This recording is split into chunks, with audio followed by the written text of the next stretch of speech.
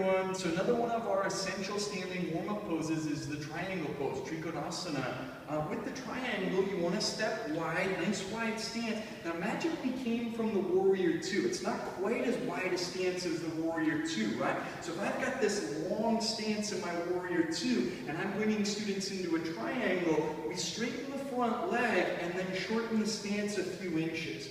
The back heel drops back a little so that you've got more of an angle on the back foot, and that allows the hips to be on a bit more of a diagonal. Now the reason that's important is because when I pull this front hip back, if I stack my hips, right, and I'm kind of like warrior two, I'm going to bang into the back leg. I'm not going to get as much movement here.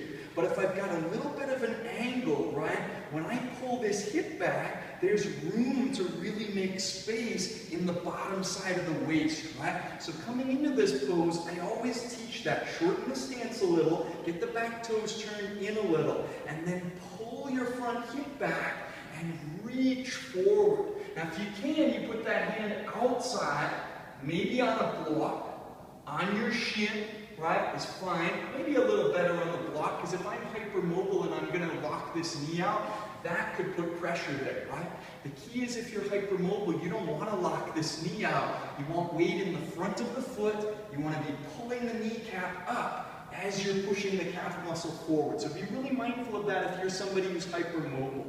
Now, I'm in this pose, and what am I working? I'm really trying to pull that front hip back and squeeze it in, similar to the warrior two. I'm trying to roll the inner thigh up and out, right? Similar to the warrior two. And then I'm pushing through my back leg. It's like the inner thigh pushes to the back wall and to the wall behind me. So my hips are pulling back, right?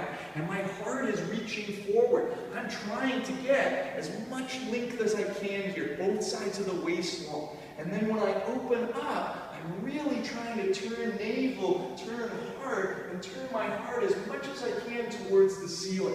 So as I lengthen forward, lots of core support, keep the shoulder blades down, wide across the shoulders, kind of the same as warrior two. And then I'm turning heart towards the ceiling. Try to gaze to the top hand or thumb, or out to the side if that bothers your neck.